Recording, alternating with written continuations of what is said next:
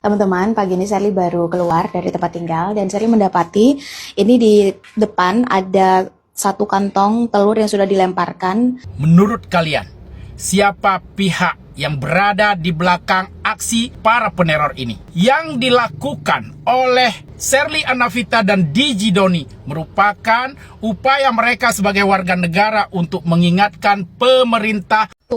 Donasi asing itu gak akan membuat pemerintah dalam hal ini Pak Presiden menjadi rendah harga dirinya, pride-nya jadi turun sebagaimana statement kemarin. Sama sekali enggak, apalagi dalam kondisi bencana seperti ini. Karena logikanya, kalau donasi asing dalam kondisi bencana kita tolak, tapi utang asing yang berbunga kita terima, maka pertanyaannya, gimana Logikanya di mana sih Mbak? Kok nyamain hutang sama bantuan? Yang namanya hutang itu kan wajib dibayar.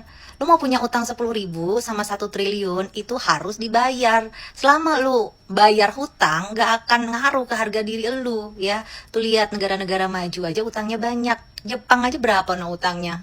Ya kecuali ya lu punya utang pura-pura lupa gak mau bayar, itu baru gak punya harga diri dan gak tahu diri.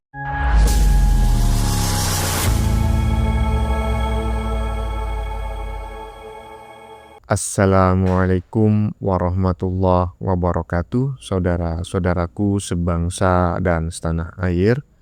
Dimanapun kalian berada, semoga kalian selalu dalam kondisi sehat walafiat ya. Berjumpa lagi dengan saya di Gaspol Update. Kami bukanlah buzzer pihak manapun. Kami hanya menyajikan keputusan ada di tangan Anda. Teman-teman, ini ada video yang menurut saya cukup menarik ya, yakni tentang teror yang masif dialami oleh influencer-influencer untuk Aceh ya. Yaitu influencer-influencer yang selama ini sangat semangat menyuarakan agar Aceh ditetapkan sebagai bencana nasional ya. Dan dalam narasi-narasinya selalu menyalahkan pemerintah yang katanya itu lambat lah, ya kan, yang katanya tidak peduli lah, yang inilah, yang itulah. Dan tiba-tiba saja secara beramai-ramai ya, influencer-influencer ini mengaku mendapatkan teror di waktu yang hampir bersamaan. Apapun bentuk terornya, maka saya mengutuk keras teror tersebut ya, tidak selayaknya teror itu dilakukan ya. Tetapi kalau memang itu benar ada teror ya kan. Tetapi jujur saja kok saya ragu ya. Ragu gimana bang? Ya saya ragu dengan teror tersebut. Bukan tidak percaya loh ya, tapi ragu. Kan boleh kan ragu kan, gak melanggar hukum kan. Kok ragu bang? Ya iyalah ragu aja ya kan. Masalahnya sih teror ini kok masif begitu loh. Masif ke mereka-mereka yang selama ini ya seperti yang saya sebutkan tadi. Masif dan apa ya? Terlihat di CCTV dan lain sebagainya. Kan kelihatan tidak profesional sekali ya kan. Jangan-jangan ini semua hanya settingan. Lagi-lagi untuk menjatuhkan reputasi pemerintah, seolah-olah ini adalah bagian dari pembungkaman. Apakah kalian percaya dengan teror ini? Nah, bagaimanakah videonya dan bagaimanakah respon netizen? Mari kita tonton bersama, kemudian mari kita komentari bersama di bagian akhir video. Ini dia. Aktivis yang lantang bersuara ini sekarang diteror sama orang gak dikenal. Jadi ada seorang influencer yang terkenal karena kritiknya yang pedas kepada pemerintah. Namanya Ramon Doni Adam, atau yang sering disebut DJ Doni. Kalau kalian tidak tahu seberapa tajamnya kritik beliau, silahkan mampir ke Instagramnya. Dan baru-baru ini beliau diteror oleh seseorang dengan mengirim bangkai ayam, disertai dengan tulisan berisi pembungkaman kepada dirinya. Terlihat dari CCTV, ada 2 orang yang mengirim paket teror tersebut pada malam hari. Apakah polisi bisa menangkap 2 orang tersebut? Akan tetapi si DJ Doni ini gak takut sama sekali. Beliau dengan tegas bilang bahwa teror seperti ini masih amatiran dan hanya dilakukan oleh pengecut. Dan kabarnya, aktivis Sherly Anavita juga ngalamin hal yang sama. Mau bagaimanapun, kebebasan berekspresi tidak boleh dihalangi. Jawablah argumen dengan argumen, bukan dengan teror klasik yang gak bermutu. Mau sampai kapan negara ini terus membungkam rakyatnya?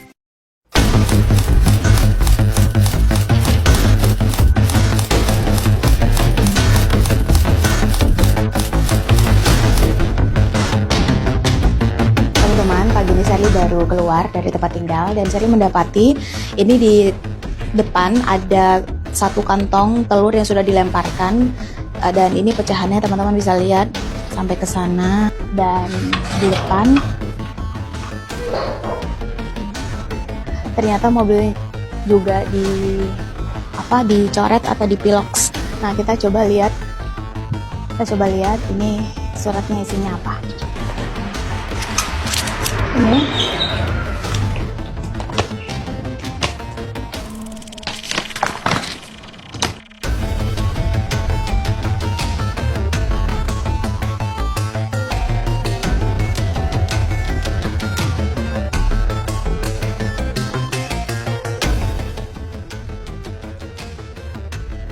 buat yang ngirim bangkai ayam ke rumah gua, lo itu pengecut, cara main lo itu masih amatir ya.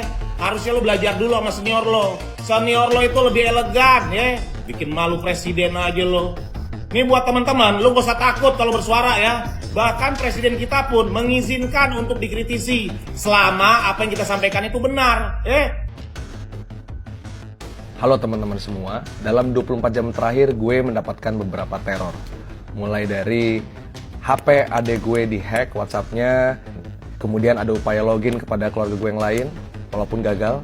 Ketiga, keluarga gue dan juga teman-teman gue ikut ke Aceh, pokoknya yang semua related kepada gue, mendapatkan pesan dari nomor yang sama dengan isi yang sama. Nah, pesan gue sederhana, buat yang membuat teror ini, sudahlah, sudahi. Kasihan nanti negara, masyarakat pasti nanti menunjuk jarinya suuzonnya kepada kekuasaan, kepada negara.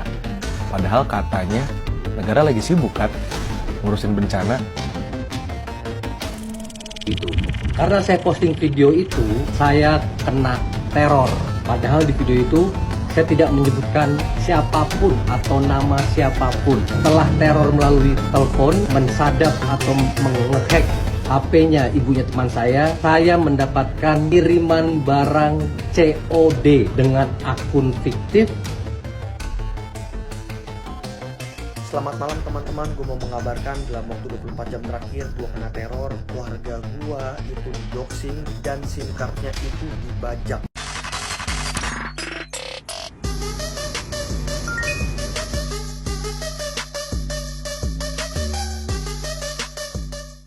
Aktivis yang lantang bersuara, ya, mendapatkan teror, dan terornya ini hampir di waktu yang bersamaan, dan yang menyebarkan teror terkesan tidak profesional gitu ya.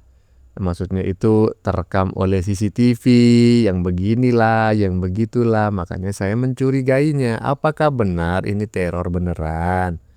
Karena kalau teror itu seharusnya minimal itu sulit dilacak, kan seperti itu, ya toh? Ini kok sepertinya mudah kali kalau macam kayak gini. Lagian yang apa namanya materi terornya itu telur busuk, ayam yang sudah mati, ya kan? Aduh, lagian mana itu laporan polisinya? Coba ada nggak laporan polisinya? Oh ada bang. Oh ya bagus kalau ada ya, karena kalau ada laporan polisinya maka itu wajib diusut. Biar kita tahu, jangan-jangan temannya sendiri ya. Lanjut. teman-teman, pagi ini Sally baru keluar dari tempat tinggal dan Sally mendapati ini di depan ada satu kantong telur yang sudah dilemparkan dan ini pecahannya teman-teman bisa lihat sampai ke sana, di sana. Dan tadi di depan sini Sally juga mendapati gulungan kertas kayak gini. Sally belum buka ini isinya apa. Dan di depan ternyata mobil juga dicoret atau dipiloks warna merah begini, dan di samping juga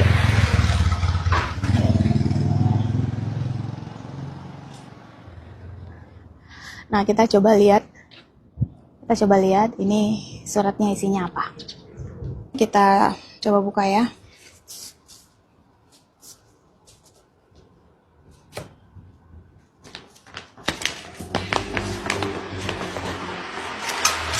Ini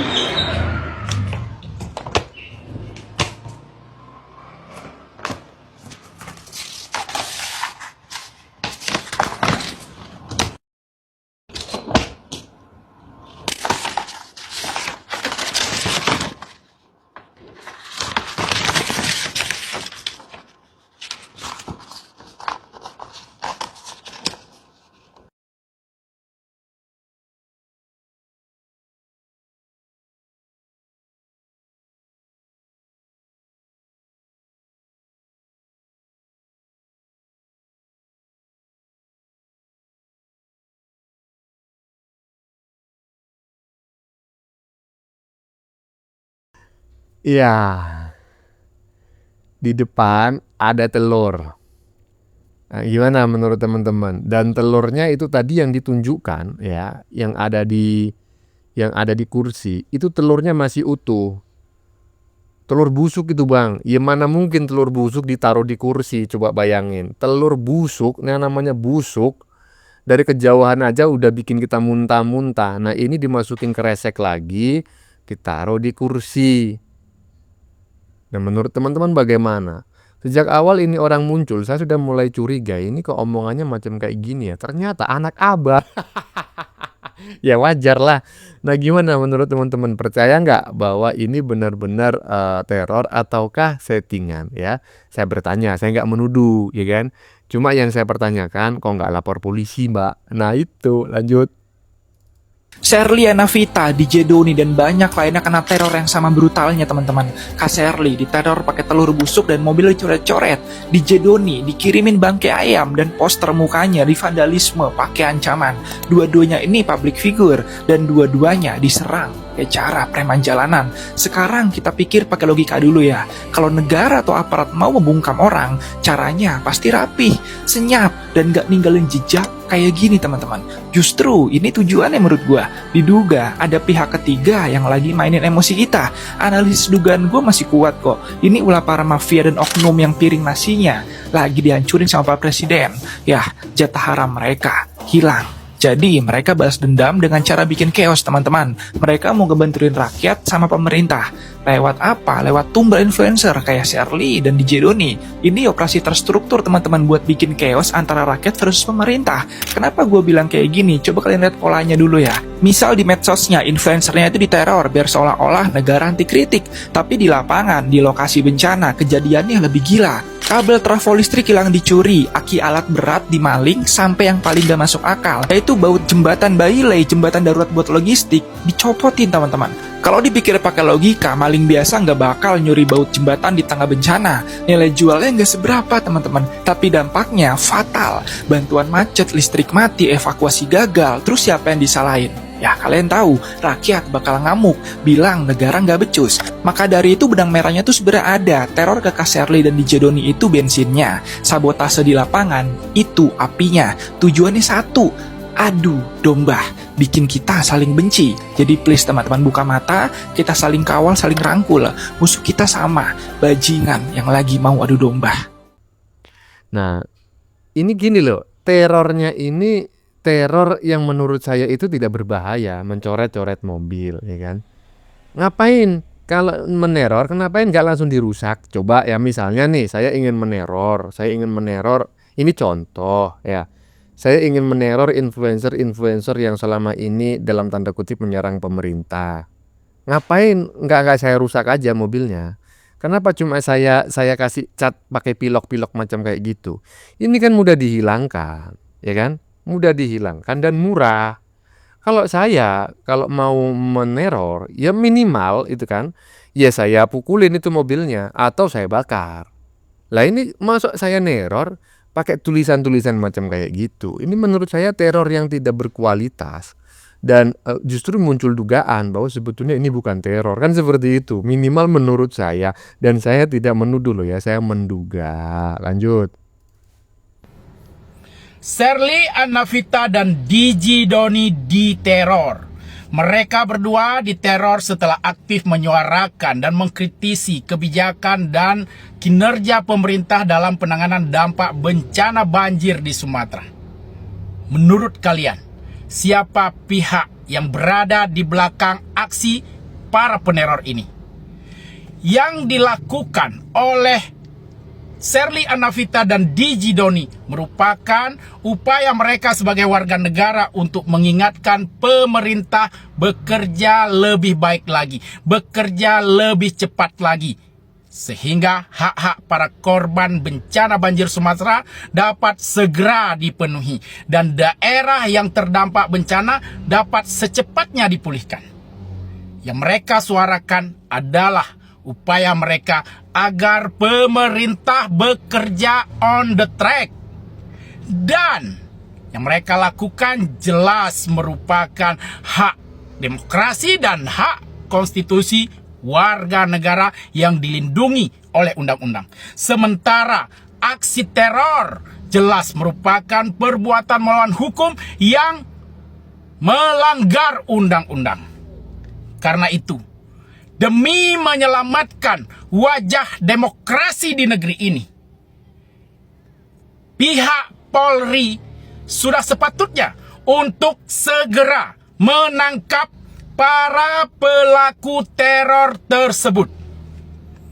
Jika Polri dan pemerintah membiarkan dan tidak melakukan tindakan hukum apa-apa, maka patut diduga Polri dan pemerintah melindungi para peneror ini. Dan kalau benar itu yang terjadi, patut diduga pula pemerintah berada dan bertanggung jawab di balik aksi teror terhadap Sherly dan Doni. Woi, seneng kali ini orangnya. Orang ini seneng kali gitu loh. Seneng kali bikin konten-konten yang menyerang pemerintah dan lain sebagainya. Nah, ketika ada beberapa influencer yang di dalam tanda kutip mendapatkan teror, wah seneng kali dia langsung bikin konten membelanya. Nah, ini kemarin ya kita mendapatkan informasi dari beberapa netizen bahwa ini orang Aceh katanya. Tetapi menurut saya berdasarkan dari cara dia berbicara, kayaknya bukan orang Aceh, karena orang Aceh itu biasanya nggak bisa mengucapkan bunyi T, bisanya itu T gitu loh. Nah, ini T-nya T dental ya, itu sangat-sangat jelas sekali. Biasanya T-nya orang Aceh itu T retroflex ya, atau hampir mirip dengan T-nya orang Bali gitu loh. Nah, ini enggak.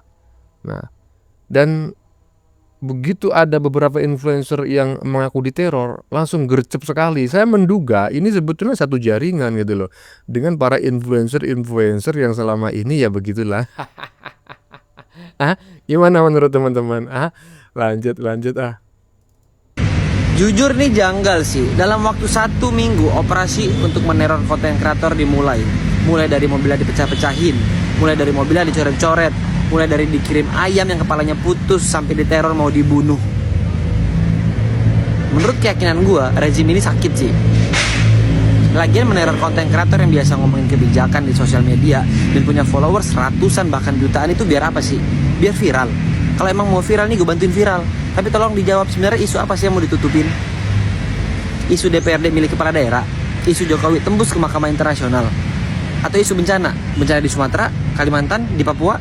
Atau emang cuma sekedar baper doang di roasting di sosial media? Aduh, susah nih kalau baperan gini. Makanya kalau punya power, jangan disalahgunakan, jangan dipakai buat teror-teror orang. Apalagi terornya caranya murahan, ngasih ayam cuma 1. Kalau mau ngasih ayam sekalian sama jagungnya, sama bumbu barbeque-nya, kan lumayan bisa kepake buat tahun baru. Nah itu makanya ya kan, seharusnya kalau mendapatkan teror yang macam kayak gitu seharusnya masih bersyukur lah gitu ya, karena terornya itu dikirimi ayam, dikirimi telur, ya kan? Menurut saya itu ya mungkin bentuk ancaman ya, tetapi saya ngelihat para influencernya nggak merasa terancam gitu loh. Sama seperti dulu media tempe yang mendapat kiriman kepala babi misalnya.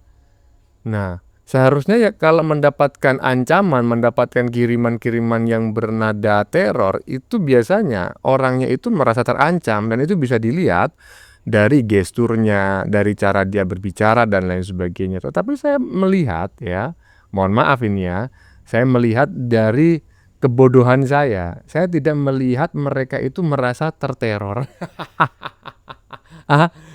Aduh, gimana menurut teman-teman?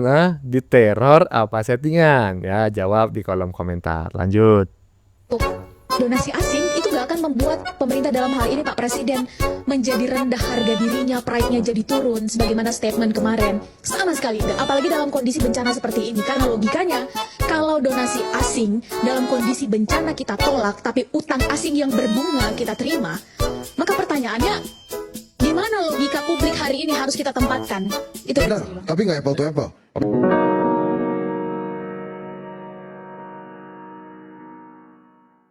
Di pengungsian daerah Pidijaya Merdu. Ai puang. Gabuk tak?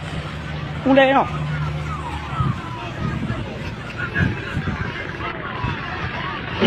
Pibancar no. Oh mak, ini tunggu kerja. Anak pak dah. Ai. Kiban. Kibanyo. Dan itu tunggu kerja yo. Nyokap merdeka nyo anak pa nyupaya ta tadi yo. Tunggu kalau na. Dan itu tunggu kerja. Waknya kan merdeka leh kibanyo. Anak cha lagi yo. Waknya ka tunggu ja, ka tunggu merdeka lagi kan. Ha, bendera tu.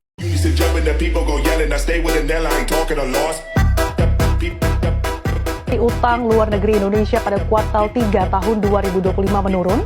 Utang luar negeri Indonesia tercatat sebesar 424,4 miliar dolar Amerika Serikat atau turun 0,6% secara tahunan.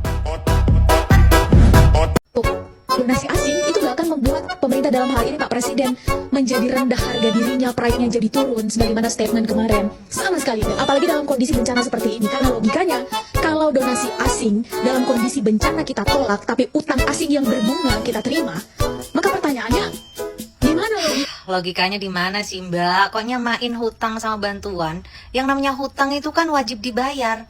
Lu mau punya utang 10.000 sama 1 triliun itu harus dibayar. Selama lu bayar hutang gak akan ngaruh ke harga diri lu ya. Tuh lihat negara-negara maju aja utangnya banyak. Jepang aja berapa no utangnya, ha? Ya kecuali ya lu punya utang, pura-pura lupa, nggak mau bayar, itu baru nggak punya harga diri dan nggak tahu diri. Lagian ya Mbak, ya janganlah punya mental tuh mental miskin. Kalau kita mampu, kenapa harus terima bantuan? Jangan punya mental miskin lah, elah. Ya, itu adalah Mbak Pecel Lele yang sedang mengcounter atau mengomentari influencer anak abah yang bagian depan tadi ya, yang mengaku rumahnya dilempari telur busuk. Cuma kok telur busuknya itu tidak pecah. Dan telur busuknya malah ditaruh di dalam kresek dan ditaruh di kursi.